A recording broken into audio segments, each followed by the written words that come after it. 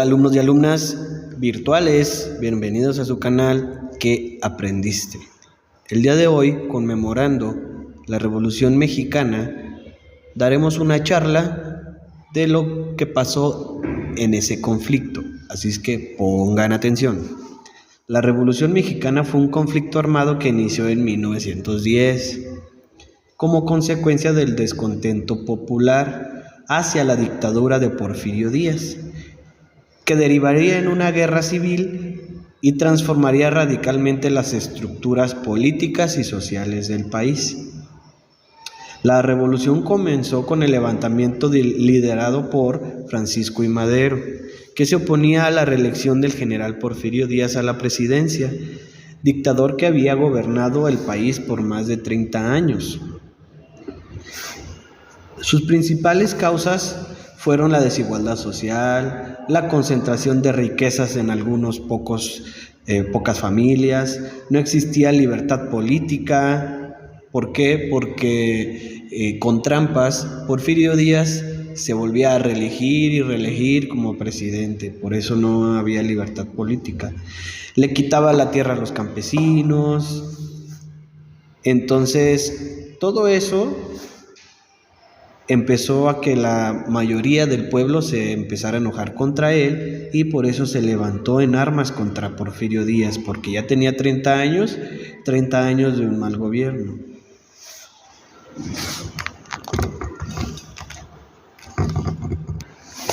Entonces, esta revolución se desarrolló el 20 de noviembre de 1910. Iniciaron los primeros movimientos armados de la Revolución Mexicana, respaldados por Pascual Orozco, jefe de las tropas irregulares del estado de Chihuahua, Francisco Pancho Villa, líder de los campesinos del norte de México, y Emiliano Zapata, quien representaba a los campesinos y demás líderes populares del sur. Dichos líderes luchaban en conjunto por su oposición a Díaz. Sin embargo, no eran aliados, ya que cada uno reclamaba las necesidades particulares de los pueblos que representaban y por lo cuales se enfrentaban. Fíjense, Pancho Villa y Emiliano Zapata y Pascual Orozco no se conocían, no eran amigos, no sabían quién era uno del otro, pero cada uno empezó a luchar desde su territorio, desde su posición del país, uno desde el sur, otro desde el norte. Empezaron a luchar cada quien con sus tropas, peleando sus ideales, sin conocerse, iban con un común que era derrocar a Porfirio Díaz. Tras la presión ejercida, el día 25 de mayo de 1911, Porfirio Díaz renunció a la presidencia luego de haber firmado un pacto con Francisco I. Madero, quien fue el que inició la revolución, quien posteriormente fue electo presidente y ejerció la presidencia de México. Madero restauró la Constitución, prohibió la reelección, o sea que ya un presidente no se puede volver a elegir, solo puede ser presidente una vez. Y estableció el sufragio popular, que significa que toda la gente podía votar por quien quisiera. Eso es sufragio popular. Sin embargo, estos cambios no fueron suficientes para mejorar la situación general del país, ni para satisfacer las necesidades del pueblo mexicano. O sea que no se acabó el conflicto ahí. Todavía le faltaba mucho al país por avanzar, pero pues ya la revolución fue un paso para poder llegar a como estamos hoy, ¿sí? Eso fue lo que provocó la Revolución Mexicana. Entonces, nos dejó algo bueno. Por ejemplo, vamos a conocer un poco de Emiliano Zapata. Él nació en Morelos en 1883. Zapata es, sin duda, el símbolo máximo de la Revolución Mexicana. Sus ideales eran tierra y libertad. Lo llevaron a proclamar el Plan de Ayala, ¿sí?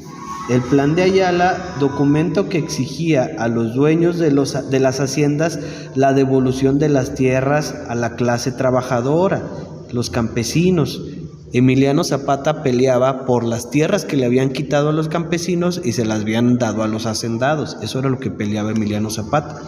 Francisco I. Madero nació en Coahuila en 1873. Creó su propio partido, el Nacional Antireeleccionista, porque acuérdense que su movimiento era para que no se volvieran a elegir los presidentes, ¿sí? Cuando él estaba haciendo sus propuestas y su partido, Porfirio Díaz envió a encarcelar a Francisco I. Madero, y desde su prisión, cuando Francisco I. Madero estaba en la cárcel, él dictaminó el Plan de San Luis, que ahí era donde venía que los presidentes no se deberían de volver a elegir, decía no reelección, ¿sí? Ese fue uno de sus logros también.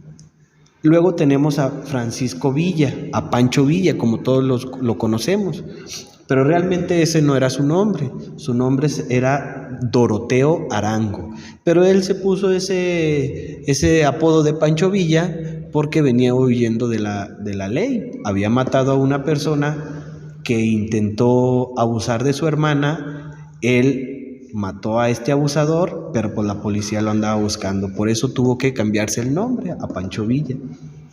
Entonces, Doroteo Arango, como era su nombre real, él nació en Durango, fíjense.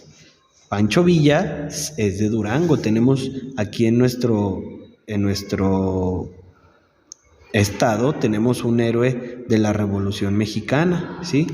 Él nació en 1878.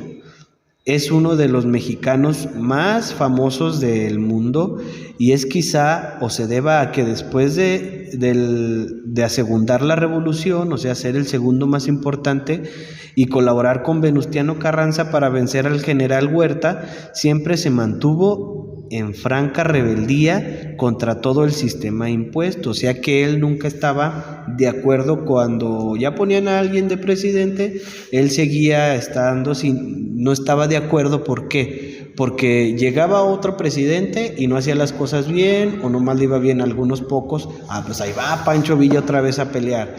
Llegaba otro presidente y hacía las cosas mal, ahí va otra vez Pancho Villa a pelear. Él siempre estuvo contra el sistema. Luego tenemos a Venustiano Carranza. Él nació en Coahuila en 1859.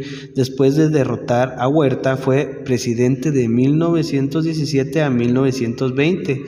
A él le debemos la convocatoria al Congreso que el 5 de febrero de 1917 promulgó la Constitución que obtuvieran en nuestro país esa Constitución y ese Congreso, porque pues hacía falta que hubiera diputados para que pudieran elegir leyes y pues todo lo que tiene que ver con política, ¿verdad?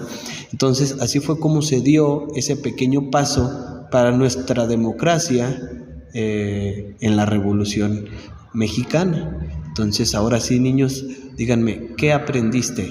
Contesten en los comentarios. Gracias, adiós.